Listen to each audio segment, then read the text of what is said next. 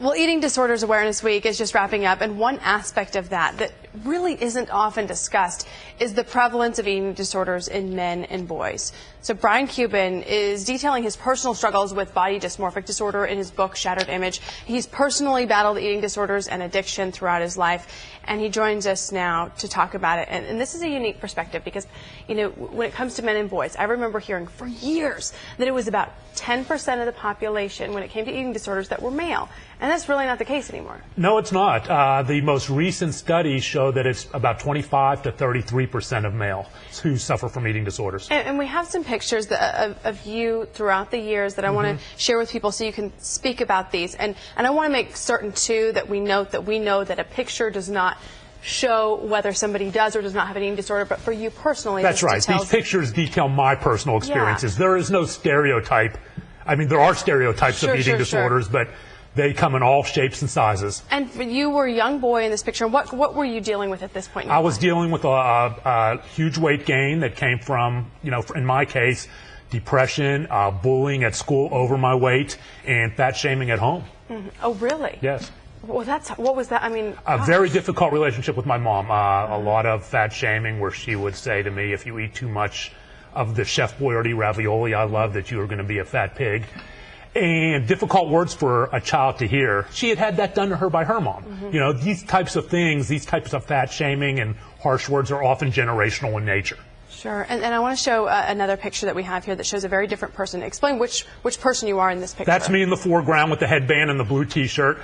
That is when when I was in the red shorts, in the red shorts. Oh, wow. I was really thin then, and I was in full. That was right after I'd become anorexic, and then transitioned to bulimia, and I was really into exercise anorexia there, and also bulimic. And, you know, male body image concerns have dramatically increased over the past 3 decades, from 15% to 43% of men being dissatisfied with their bodies. That's according to some recent research. And that was what you were dealing with at that point in your life, too, the running picture. That's right. I had started dealing with that from about age 18 when, because of the body dysmorphic disorder, no matter how thin I got, I saw this fat pig in the mirror.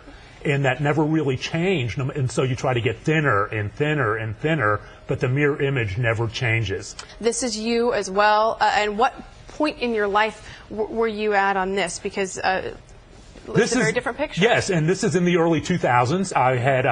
I've been cycling through all these destructive behaviors, anorexia, bulimia. I was still bulimic in this picture, untreated. And I'm like, you know, maybe if I get huge, I will finally not see that little boy in the mirror. And so I got addicted to steroids. Wow.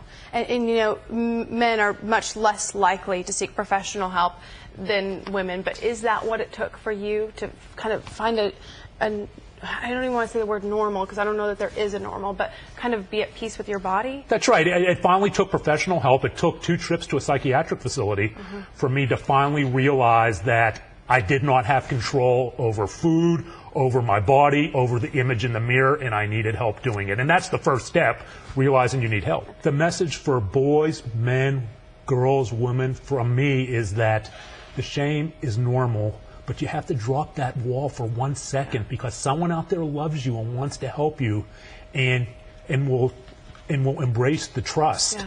Let them help you, and you can move forward. Excellent. Brian Cuban, thank you so much. Thanks, Jenny. And if you're watching right now and thinking this really resonates with you, I want you to know we have some resources on our website, myfoxdfw.com, along with links to his book and more information. Thank you so much. Thank you so much for having me. You bet.